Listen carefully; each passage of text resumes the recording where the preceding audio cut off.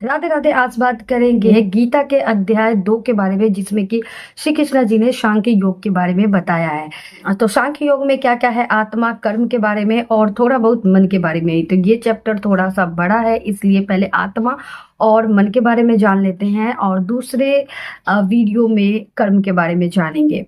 तो जितनी अच्छे तरीके से हो सकता है मैं कोशिश करूंगी बताने का, लेकिन अगर कुछ गलती हो जाती है तो मैं माफी मांगती हूँ। अध्याय 2 में ही अर्जुन जी को कृष्ण जी गीता का सार सुनाएंगे, क्योंकि अर्जुन जी जो है वो अब भी नहीं मानने को तैयार है कि वो अपने रिश्तेदारों और अपनों को मारे। श्री कृष्ण जी बहुत बार समझा चुके हैं, पर अर्जुन जी अभी भी बहुत बड़ी बड़ी बातें कर रहे हैं कि मैं उन्हें नहीं मार सकता हूँ, क्योंकि मैं कुल का घाती नहीं बन सकता हूँ, मैं कुल का नाश करके पापी नहीं बन सकता हूँ, ये पाप मैं नहीं लेना चाहता हूँ। अर्जुन जी ने साफ साफ इनकार कर दिया कि मैं युद्ध नहीं करूंगा चाहे कुछ भी हो जाए। फिर कृष्ण जी ने उन्हें कुंती माता का वचन याद दिलाया। उन्होंने कहा कि कुंती माता ने क्या कहा था कि तुम विजय होकर ही आओगे और कौरवों के खून से तिलक लगा कर ही आओगे। उन्हें याद दिलाया कि तुमने इंद्र से दिव्यास्त्र प्राप्त किए थे। कृष्ण जी ने कहा भूलो मत कि ये वही लोग हैं जो जिन्होंने तुम्हारी पत्नी द्रौपदी जी के साथ गलत किया था।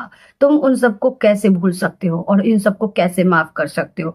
फिर भी अर्जुन जी एक ही रट लगाया है कि मुझसे ये नहीं होगा, मैं नहीं मार सकता हूँ। कृष्ण जी ने कहा कि तुम नहीं मारोगे, वो मार देंगे।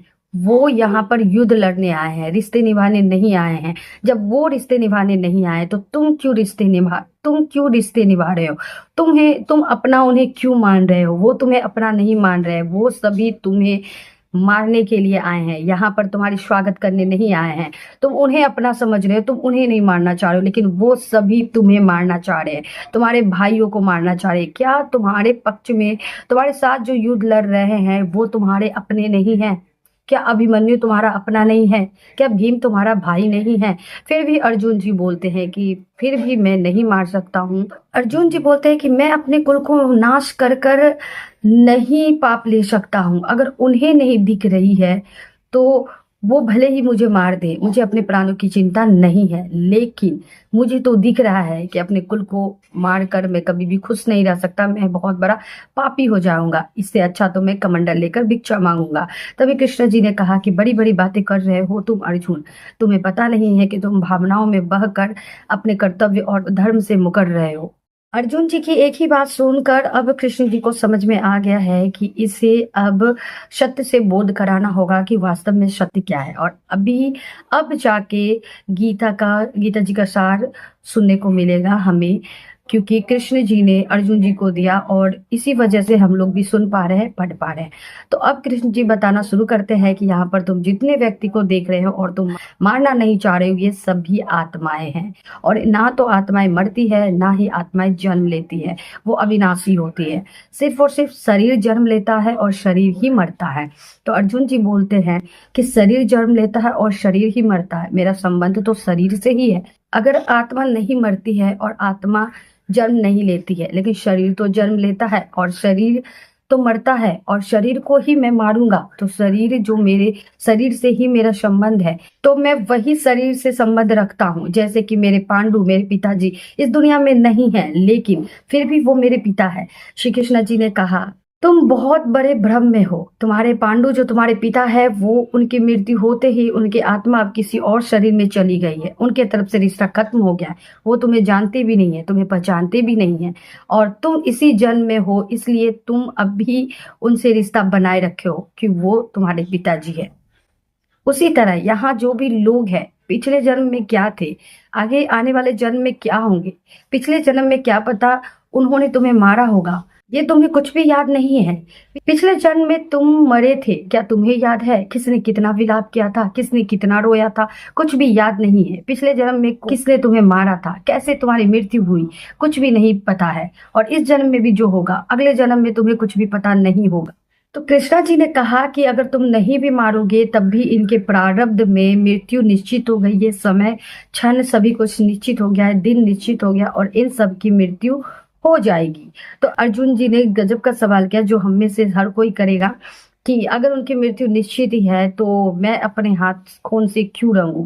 उनका मरना निश्चित है तो वो मर ही जाएंगे, मैं क्यों मारूं?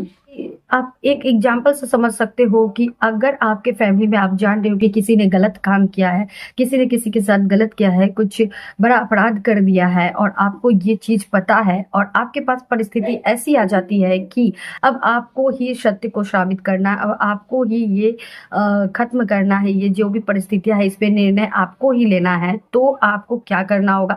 आपको ये नहीं सोचना है कि इसके प्रारब्ध में अगर लिखा होगा दंड देना तो ये मिलेगा ही, इसके कर्मों में लिखा है ये कर्म करेगा खराब तो इसको फल मिलेगा ही, इसका कर्म खराब होगा तो इसे ये पाप है तो इसे पाप की सजा मिलेगी ही, तो मैं क्यों निर्णय दूं, है ना? मैं क्यों बोलूं, मैं क्यों रिश्ते खराब करूं उसके विपक्ष में बोल के कि तुमने खराब किया है, तुमने ये कर दिया है, मैं क्यों बोलूं? रिश्तों से डर कर कि रिश्ते टूट ना जाए, रिश्तों में खटास ना आ जाए, कहीं हम मुझसे दोस्ती ना टूट जाए, कहीं बुरा ना मान जाए, इस चक्कर में हम आकर कई बार ऐसा होता है कि सत्य का साथ नहीं देते हैं और गलत का साथ दे देते हैं। तो ऐसा परिस्थिति हो जाता है कि हम भावनाओं और रिश्तों मोह में पड़कर गलत निर्णय ले लेते हैं, अपने धर्म को भूल जाते हैं, अपने कर्तव्य को भूल जाते हैं और फिर हम डिसीजन लेते हैं किसी रिश्ते को बचाने के लिए, उसके किए गए अपराध को छुपाते हैं, तो कल को हम धर्म का साथ ना देकर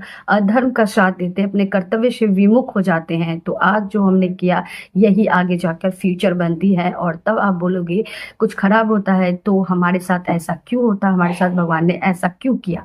तो जब भी ऐसी परिस्थिति आए आपके सामने, कोई भी हो, रिश्तेदार हो, कोई भी, अगर आपके सामने परिस्थिति आ रही है तो आप इसे कर्म फल पे या प्रारब्ध पे नहीं टाल सकते हैं कि प्रारब्ध पे लिखा है तो होगा ही, कर्मों में कर्म जैसा करेगा फल मिलेगा ही। अगर आपके सामने परिस्थिति आई है तो आपको अपना धर्म, अपना कर्तव्य निभाना है और सत्य का साथ देना है। कृष्ण जी भी यही बताना चाह रहे थे कि तुम मोह में फंस गए हो, तुम मोह में फंस के रिश्ते नातों में फंस कर तुम धर्म का साथ नहीं दे रहे हो, तुम कर्तव्य से विमुख हो रहे हो, जबकि ये चीजें तय है, ये चीजें होगी ही। लेकिन अगर बुद्धि से भ्रमित होकर मोह में पड़कर गलत डिसीजन लेते हो तो फिर इस सृष्टि का विनाश हो जाएगा, मतलब अधर्म ही बच जाएगा। अभी भी अर्जुन जी की वही रट है कि मैं कैसे मार दूं अपनों को। फिर कृष्ण जी बताते हैं कि आत्मा ना तो मरती है ना जन्मती है, ये सुख दुख से परे है, ये प्रकृति के नियम से परे है। आत्मा अविनाशी है, परमात्मा का अंश है, इसे कुछ भी मान सम्मान सुख दुख कोई भी चीजें फील नहीं होती है। तो अर्जुन जी फिर कंफ्यूजन में पड़ जाते हैं। अर्जुन जी बोलते हैं कि ये कैसे हो सकता है, शरीर में चोट लगती है तो शरीर में अगर तलवार से काटा जाए तो ये शरीर की चोट हुई, अगर आग से जलती है तो शरीर में दर्द होता है तो ये शरीर का चोट हुआ, लेकिन अगर मान हानि हुआ, लाभ हुआ, हानि हुआ, सुख हुआ, दुख हुआ, ये सारे चीज तो आत्मा में ही होती है, क्योंकि आत्मा दुखी पड़, इसमें शरीर में कोई चोटें नहीं लगती है, पर आत्मा दुखी होता है, आत्मा खुश होता है, सारी चीजें फील होती है। अब कृष्णा जी बताते हैं अर्जुन जी को कि ये जो तुम्हें सुख दुख, ये जो फील हो रहा है, मान सम्मान लाभ हानि, ये सभी तुम्हारे मन के भ्रम है, ये सभी तुम्हारे मन के कारण होती है। मन एक शक्तिशाली अंग है जो अदृश्य है। अगर इंसान मन को वश में कर लेता है तो फिर उसे सुख दुख लाभ हानि मान सम्मान से कोई फर्क नहीं पड़ता, वो बहुत ही स्थिर हो जाता है। तो अर्जुन जी बोलते हैं कि मन को कोई भी स्थिर कैसे कर सकता है, ये तो असंभव है, क्योंकि आपने मन को इस तरह से बनाया ही है कि वो इतनी चंचल है कि उसे तो कंट्रोल में किया ही नहीं जा सकता। तो कृष्ण जी बताते हैं कि ये असंभव नहीं है, मन को वश में करना थोड़ी मुश्किल है लेकिन असंभव नहीं है। मन एक ऐसा जाल है जिसमें अगर इंसान फंसता चला गया तो जिंदगी जीवन के अंत तक भी मन उसे फंसाता चला जाएगा और कभी भी परमात्मा का साक्षात्कार नहीं होगा। अगर मन को वश में कर लिया जाए तो परमात्मा का साक्षात्कार हो जाएगा। मन को काबू करके अंतर मन में झांके और वहीं पर प्रकाश दिखेगी, वही है परमात्मा, और परमात्मा से साक्षात्कार हो जाएगा। अर्जुन जी क्वेश्चन करते हो कि तुम तो कह रहे हो कि मन के अंदर झांको और देखो पहचानो, वहीं पर परमात्मा है, यानी तुम किसे कह रहे हो झांकने को? तो कृष्ण जी बोलते हैं कि मैं मन को कह रहा हूँ झांकने को। तो अर्जुन जी बोलते हैं कि तुम बोल रहे हो मन को अंदर झांकने के लिए, लेकिन मन तो हमेशा माया के जाल में फंसाए रखता है, तो वो क्यों भला हमें आत्मा परमात्मा का साक्षात्कार कराएगा, वो क्यों हमें आत्मा के अंदर झांकने को देगा? तो यहीं पर श्री कृष्ण जी बोलते हैं, अगर मन को एक काम में लगा दिया जाए तो वो भटकेगा, लेकिन फिर उसी काम पे लगाया जाए फिर भटकेगा, फिर उसी और बार बार अभ्यास करने पे वो चीज़ों पे सफल हो जाते हैं। अगर इंसान अभ्यास करता है और संकल्प ले लेता है तो वो चीज़ें हो जाती है संभव। और यहीं पर वो बता रहे हैं कि चीज़ें संभव होती है, मन कंट्रोल में होता है। जैसे कि अगर आपको बहुत ही ज़्यादा क्रोध आता है तो आपको उसको दबाना नहीं है कि मुझे गुस्सा आ रहा है, नहीं करना है, नहीं करना, नहीं करना है। ऐसा करोगे तो और भी ज़्यादा गुस्सा आएगी। एक दो बार दबा भी लिया, बाद में बहुत और विस्फोट होकर फूटेंगी। नहीं, जब भी गुस्सा आए, जब भी क्रोध आए तो ये सोचना है कि क्यों आ रहा है। आप एक अलग होकर देखें कि मुझे क्यों आ रहा है गुस्सा। क्या गुस्सा का कारण इतना बड़ा है कि मुझे चिल्ला देना चाहिए? क्या इतना बड़ा है कि मुझे क्रोध कर लेना चाहिए? आप खुद को साक्षी की तरह देखें कि मुझे गुस्सा क्यों आ रहा है और समझे, तो आप देखोगे कि धीरे धीरे आपका क्रोध शांत हो गया। तो ऐसे ही हमें सब चीज के लिए करना है जो कि आत्मा के साक्षात परमात्मा के साक्षात्कार में बाधित करती है, उन चीजों के लिए, जैसे काम वासना, ऐसी कोई भी चीज, तो हमें साक्षी बनकर देखना है कि हमें क्यों ऐसा हो रहा है, कहाँ हो रहा है और ये क्यों हो रही है। क्षण भर के लिए ये हो रही है, फिर उसके बाद क्या होगा? ये क्षण भर की सुख है और उसके बाद गिल्ट फील होगी, तो फिर आपको खुद ब खुद ये चीजें शांत हो जाएगी। तो हमेशा किसी भी चीज को कंट्रोल करने का तरीका ये नहीं है कि आप उसे दबा दो। कंट्रोल करने का तरीका ये है कि आप उसे समझो और समझने के बाद वो खुद ब खुद नियंत्रण में आ जाती है। अगर मन को अधीन कर लोगे तो वही मन अच्छे कार्य की ओर बढ़ेगा, वही मन ईश्वर से भी मिला देगा। अगर मन को कंट्रोल नहीं करोगे तो वही मन तुम्हें बहुत ही गलत गलत कार्य करा देगा, जो कि तुम जीवन को बर्बाद भी कर सकता है। तो मन को नियंत्रण करना समझा कर बहुत जरूरी है, ताकि आप अच्छे काम कर सको और परमात्मा का साक्षात्कार भी कर सको। अगर अपना स्वामी मन को बनाओगे तो वो माया के बंधन में जकड़ेगा और सभी अधर्म या बहुत सारे गलत काम करा देगा, माया में फंस कर लेगी। अगर मन का स्वामी आप बन जाते हो तो आप सही सही काम कर सकते हो। मन जो है, जैसे कि आप समझ सकते हैं, घोड़े, नाक, कान, आँख, ये सारी इत्यादि जो इंद्रियां है, इसी के द्वारा हम देखते हैं और फिर हमारे अंदर इच्छाएं आती है कि हमें ये मिल जाए, हम ये कर ले, हम वो कर ले, गंदे काम, हम ये वो सारी चीज़ों की हमें भावनाएं आती है और हम सोचते हैं, अहंकार भी आता है कि मैं ये हूँ, मैं वो हूँ, मैं ऐसा हूँ, मैं वैसा हूँ। सारी चीज़ें ये इंद्रियों का ही खेल है।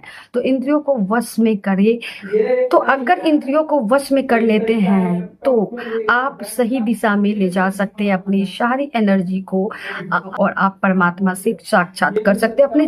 अगर इंद्रियों को वश में कर ले तो आप अपने जीवन को बहुत अच्छे से जी सकते हैं। तो ये सारी जो इंद्रियां है, इसका सारथी है मन, जो कि अभी इंद्रियों के वश में है। इसलिए जो इंद्रियां बोलती हैं, काम वासना, गलत सलत बातें, जो भी चीजें बोलती है वो चीजें मन करता रहता है। लेकिन जब इंद्रियों का स्वामी बन जाता है मन, तो फिर अब इंद्रिया वश में है, तो अब जो मन जो है सही दिशा में काम करेगा और सही निर्णय लेगा और गलत कर्म करने से बच जाओगे। और अभ्यास के साथ साथ वैराग्य के बारे में भी कृष्णा जी ने बताया है कि वैराग्य भी जरूरी है। तो अर्जुन जी ने कहा कि वैराग्य क्यों? तो कृष्णा जी ने कहा कि अभ्यास करोगे, लेकिन साथ साथ अगर वैराग्य भी करोगे तो ही तुम सही दिशा में हमेशा रहोगे। क्यों? क्योंकि वैराग्य अगर नहीं करते हो तो आपको इंद्रिया जो है वो बहुत ही शक्तिशाली होती है, वो फिर से खींचेगी, वो आपको गलत काम में लगाएगी। आज जैसे होता है ना, आज हमने निर्णय ले लिया गुस्सा नहीं करेंगे, लेकिन फिर कल को करते हैं। अब निर्णय ले लिया कि आज तो कोई भी गलत काम नहीं करते, लेकिन फिर वो हो जाता है। तो इसी कारण होता है क्योंकि हम वैराग्य नहीं अपना पाते। वैराग्य अपनाना मतलब ये कि आपको ये समझना होगा कि ये दुनिया योग माया है, और यहाँ पर अगर कोई भी काम आपको इस माया में पड़कर गलत काम करवा रही है तो ये समझकर उस काम को छोड़ना होगा। इसलिए आपको वैराग्य अपनाना पड़ेगा। मतलब कि आप जो भी काम कर रहे हो, जो भी चीजें हैं, आपको उसे समझना होगा कि ये गलत है, ये सही है। अगर ये मुझे सही दिशा नहीं दे रही है और मुझसे गलत काम करवाएगी, तो उस काम को, उस चीज को, उस इंसान को छोड़ना होगा, उससे वैराग्य लेना होगा। तो अर्जुन जी बोलते हैं कि इस जग को कैसे मिथ्या मान ले? तुम्हारी माया इतनी प्रबल है कि ये सारी चीजें सत्य लग रही है, और जब सत्य लग रही है तो फिर इसे कोई कैसे मिथ्या मानकर सन्यासी बन जाए? यहाँ पर कृष्ण जी अभ्यास कर करके वैराग्य के बारे में बता रहे हैं और एक तरह से सन्यासी जीवन के बारे में भी बता रहे हैं। तो कृष्ण जी ने कहा कि आत्मज्ञान से ही वैराग्य पैदा होता है। जब तुम सत्य जान जाओगे तो खुद ब खुद वैरागी हो जाओगे। तो इतना सब समझाया और कृष्णा जी बोलते हैं कि अब शरीर का मोह त्यागो और सत्य का साथ दो, कर्तव्य करो, धर्म का पालन करो। अर्जुन जी बोलते हैं कि मैं सत्य नहीं मान पा रहा हूँ, मैं समझ रहा हूँ लेकिन मैं ग्रहण क्यों नहीं कर पा रहा हूँ। तो कृष्ण जी बोलते हैं क्योंकि तुम अभी भी मोह में हो और रिश्ते नातों में पड़े हुए हो। तुम्हें ये समझ में आ जाना चाहिए कि तुम्हारा कर्तव्य क्या है, धर्म क्या है। रिश्तों के मोह से बाहर आ जाओ।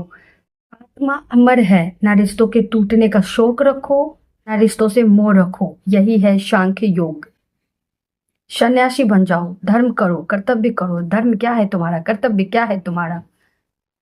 तो अर्जुन जी बोलते हैं वैराग्य मतलब सन्यास हो जाना। एक तरफ तुम बोलते हो कि कर्तव्य करो, कर्म करो, और सन्यासी लोग तो कर्म करते ही नहीं है। तो इस चीज के बारे में अब बताया जाएगा। ये दूसरे वीडियो में बताऊंगी कि अब सन्यासी रह के कर्म कैसे किया जा सकता है। तो अर्जुन जी का हालत कुछ ऐसी ही है जैसे अभी हमारे फैमिली में ही हो, सारी फैमिली हो, चाचा मामा जो भी है, भाई बहन सभी हमारे सामने खड़े हैं। उन्होंने कुछ गलत किया है लेकिन अब मुझे सबको मारना होगा, हमें सबको मारना होगा। लेकिन सामने कृष्ण जी कितना भी कहे, मतलब वो तभी तो अर्जुन जी नहीं समझते थे कि ये भगवान जी है, वो तो समझते थे दोस्त है। तो उसी तरह मेरे सामने वाला कोई कितना भी समझाए कि ये आत्मा है, इसे मार दो, इसने गलत किया है, ये आत्मा है, ये सब झूठ है, तो हम भी नहीं मानते और दुविधा में पड़ जाते। वही सेम सिचुएशन अभी अर्जुन जी के साथ है और वो इन्हीं सब में फंसे हुए हैं। और उनके इतने सारे सवालों के कारण ही हमें आज गीता जी को सुनने को मिला और इतना ज्ञान, इतनी गहन ज्ञान जानने को मिला। नहीं तो फिर मिलना बहुत मुश्किल था। जो कि हमें महाभारत कब हुई थी और अब तक और आगे भी इन सारी चीजों की जरूरत पड़ेगी। इनसे परे कुछ भी नहीं हो सकता। ये ऐसा लगता है आने वाली हर जनरेशन के लिए हमेशा ही सॉल्यूशन है। हर जनरेशन में ये जो है प्रॉब्लम की, हर प्रॉब्लम की सॉल्यूशन इसके अंदर है। वीडियो देखने के लिए धन्यवाद।